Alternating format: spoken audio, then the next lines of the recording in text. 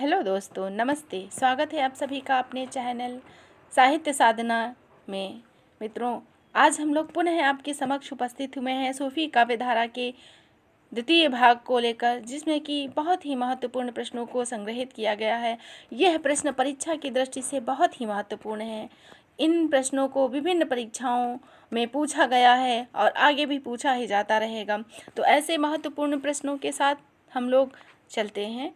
तो पहला प्रश्न है, और मित्रों आपको ये बताना भी ज़रूरी है कि ये प्रश्न वन लाइनर है, यानी सिर्फ प्रश्न और सीधे उत्तर, इसमें किसी प्रकार का विकल्प नहीं दिया गया है। और यदि आप चाहते हैं कि विकल्प के साथ प्रश्नों को बनाया जाए तो आप कमेंट के माध्यम से बताइएगा। हम कोशिश करेंगे कि बहुविकल्पीय प्रश्न ही रखे जाएं। तो गोरा बादल नामक दो वीरों का वर्णन किस प्रेमाख्यान काव्य में मिलता है? इसका उत्तर है पद्मावत।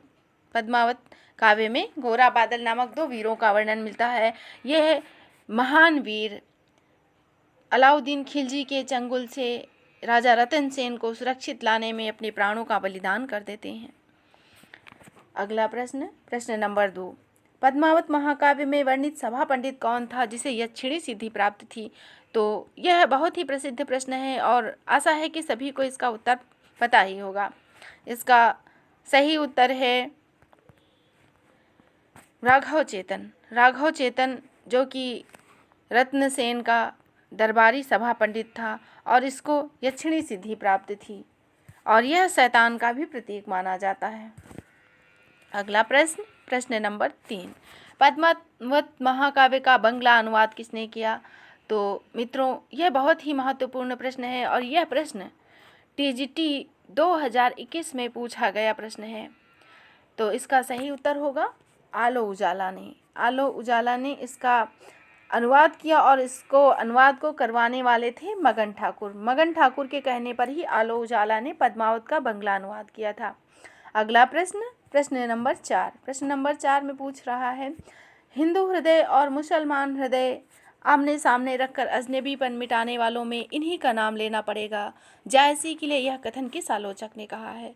तो मित्रों, यह बहुत ही महत्वपूर्ण कथन है और इसके कहने वाले हैं आचार्य रामचंद्र शुक्ल, जो कि हिंदी साहित्य के पुरोधा माने जाते हैं या महान पूर्वज समझ लीजिए आप माने जाते हैं। यदि हम हिंदी साहित्य की कल्पना करें और रामचंद्र शुक्ल का नाम न लें तो यह असंभव है। अगला प्रश्न नंबर 5। योगी ढूंढन खंड किस प्रेमाख्यान काव्य में मिलता है? तो इसका सही उत्तर है चित्रावली में। चित्रावली जो कि उस्मान के द्वारा लिखी गई है। उस्मान के द्वारा लिखी चित्रावली में योगी ढूंढन खंड मिलता है, जिसमें नायक योगी का भेष धर के विभिन्न द्वीपों पर जाता है, जंगलों में घूमता है और नायिका को प्राप्त करता है। अगला प्रश्न नंबर 6। प्रश्न नंबर 6 में हम देखेंगे एक पंक्ति को। पंक्ति में कहा गया है, बलम दीप देखा अंग्रेजा तहाँ जाए जेह कठिन करेजा। निम्न पंक्तियाँ किस प्रेमाख्यान काव्य से ली गई हैं? तो इसका सही उत्तर है चित्रावली से। चित्रावली में ही अंग्रेजी द्वीप का वर्णन किया गया और इन पंक्तियों में अंग्रेजी द्वीप का वर्णन है और चित्रावली के लेखक हैं उस्मान कवि ने ही चित्रावली को लिखा है। अगला प्रश्न नंबर 7। चित्रावली नामक प्रेमाख्यान काव्य का नायक सुजान कुमार किस देश का निवासी था? तो इसका सही उत्तर है नेपाल। इस प्रश्न को इस तरह भी पूछा जा सकता है कि किस प्रेमाख्यान काव्य का नायक विदेशी है? तो चित्रावली का नायक सुजान कुमार नेपाल का निवासी था। प्रश्न नंबर 8 में पूछते हैं, रौजतुल हकायक नामक रचना किस सूफी कवि की है? तो इसका सही उत्तर होगा नूर मोहम्मद। और मित्रों, यहाँ पे गायक नहीं है, यहाँ पे होगा नामक और यह ज़्यादा हो गया है। अगला प्रश्न नंबर 9। हिंदू मग पर पाँव न राख्यो का जो बहुते हिंदी भाख्यो। निम्नलिखित पंक्तियाँ किस सूफी कवि की हैं? तो ये बहुत ही प्रसिद्ध पंक्तियाँ हैं और विभिन्न परीक्षाओं में पूछी हुई पंक्तियाँ हैं और इसका सही उत्तर है नूर मोहम्मद। यह इनकी रचना अनुराग बांसुरी से संकलित रचनाएं हैं। दोस्तों, ऐसा माना जाता है कि जब नूर मोहम्मद जी ने हिंदू राजा रानियों की कहानियों को लेकर प्रेमाख्यानक काव्यों की रचना की, तो उन्हें अपने समय के बहुत ज़्यादा प्रसिद्ध सूफियों के द्वारा आलोचना का पात्र बनना पड़ा, और जिसकी सफाई में उन्होंने यह लाइनें कही हैं। अगला प्रश्न, प्रश्न नंबर 10। प्रश्न नंबर 10 में पूछते हैं, नल दमयंती नामक प्रेमाख्यानक काव्य के रचनाकार कौन हैं? तो इस प्रश्न का उत्तर है सूरदास पंजाबी, जो कि सूफी मत के अनुयायी थे। यह पंजाब के रहने वाले थे। और मित्रों, यह सूरदास कृष्ण भक्ति शाखा के सूरदास जी नहीं हैं, यह दूसरे सूरदास जी हैं। इसको आचार्य रामचंद्र शुक्ल ने अपने हिंदी साहित्य के इतिहास में लिखा है। यह प्रश्न वहीं से लिया गया है, आप चाहें तो इसको वहाँ से देख सकते हैं। अगला प्रश्न, प्रश्न नंबर 11।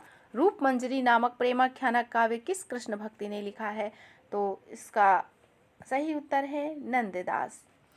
नंददास नामक कृष्ण भक्त कवि ने रूप मंजरी नामक प्रेमाख्यानक काव्य भी लिखा है। और नंददास जी ने बहुत सी अच्छी रचनाएं लिखी हैं, और यह अष्टछाप के प्रमुख कवियों में से एक हैं, और यह विट्ठल नाथ जी के शिष्य माने जाते हैं। और दोस्तों, नंददास जी के बारे में कहा जाता है कि और कवि गढ़िया नंददास जड़िया, तो जड़िया इनका उपनाम है।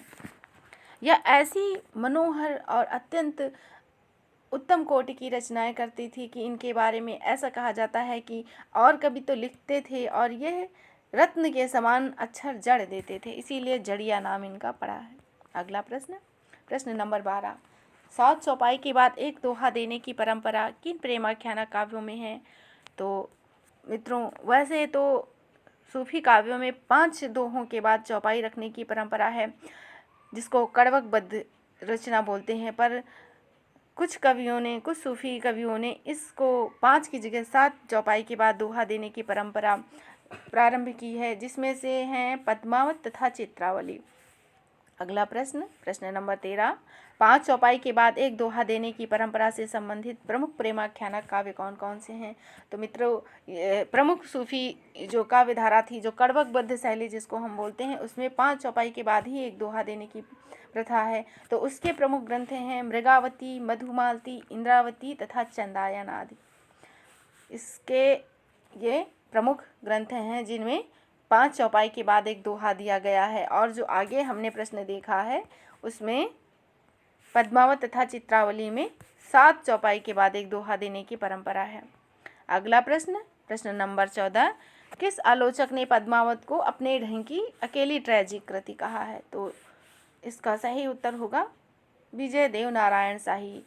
मित्रों, शाही जी ने पद्मावत पे काफ़ी काम किया है, और जायसी नामक उनकी कृति भी है जिसमें उन्होंने काफ़ी अच्छी आलोचना की है जायसी जी की। अगला प्रश्न, प्रश्न नंबर 15। प्रश्न नंबर 15 में पूछ रहे हैं, करो मोहम्मद शाह बखानू, सूरज है दिल्ली सुल्तानू। तो निम्न पंक्तियां किस सूफी कवि की हैं? तो इसका सही उत्तर होगा नूर मोहम्मद। और यह पंक्तियां ली गई हैं इंद्रावती नामक रचना से। मित्रों, सूफी काव्यों में अधिकतर अपने समय के वर्तमान जो राजा होते थे, जो सम्राट होते थे, जो सुल्तान होते थे, उनका भी प्रशंसा, उनका भी वर्णन किया जाता था। तो यह एक परंपरा थी, और इसी परंपरा के निर्वहन में नूर मोहम्मद ने इंद्रावती में अपने समय के मोहम्मद शाह जी का वर्णन किया है और उनका ओजपूर्ण वर्णन किया है। अगला प्रश्न, प्रश्न नंबर 16। प्रश्न नंबर 16 में पूछ रहा है, कथा एक यह हिये उपाई, कहत मीठ और सुनत सुहाई। निम्नलिखित पंक्तियाँ किस सूफी कवि की हैं?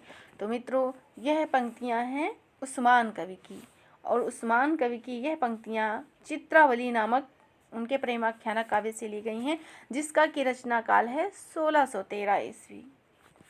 तो एक ही प्रश्न में 3 उत्तर, चाहे इसको पूछे कि यह पंक्तियाँ किस कवि की हैं, चाहे किस रचना से ली गई हैं, और चाहे चित्रावली का प्रकाशन किस वर्ष हुआ, तो 1613। मित्रों, आशा है आपको यह पसंद ही आ रही होगी। अगला प्रश्न, प्रश्न नंबर 17, और यह बहुचर्चित प्रश्न है। तब घर में बैठे रहे, नाहि न हाट बाजार, मृगावती मधुमालती, पोथी दोई उचार। इन पंक्तियों के रचनाकार हैं सूफी कवि बनारसी दास जैन। बनारसी दास जैन। बनारसी दास जैन प्रथम आत्मकथा लेखक भी माने जाते हैं। अगला प्रश्न, प्रश्न नंबर 18। प्रश्न नंबर 18 में प्रश्न पूछ रहे हैं, राजकुंवर कंचनपुर गयऊ, मृगावती कह जोगी भयऊ, खंडावत। प्रश्न इसको हम लोग इस तरह पढ़ेंगे, राजकुंवर पुनि कंचनपुर गयऊ, मृगावती कह जोगी भयऊ, साधे कुंवर खंडावत जोगू, मधुमालती कह कीन वियोगी। निम्न पंक्तियाँ किस सूफी कवि की हैं?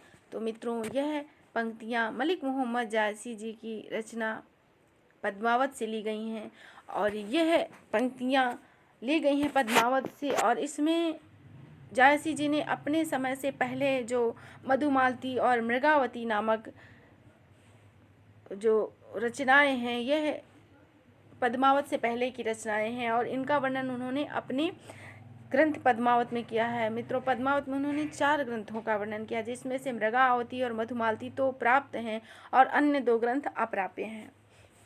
अगला प्रश्न, प्रश्न नंबर 19। रस रतन के लेखक कौन है? रस रतन, जिसका प्रकाशन 1618 ईस्वी में हुआ था, रस रतन नामक काव्य के लेखक कौन है? तो इसके लेखक हैं पुहकर कवि। पुहकर कवि, इन्होंने दोहा चौपाई में इसका वर्णन किया है। अगला प्रश्न, प्रश्न नंबर 20।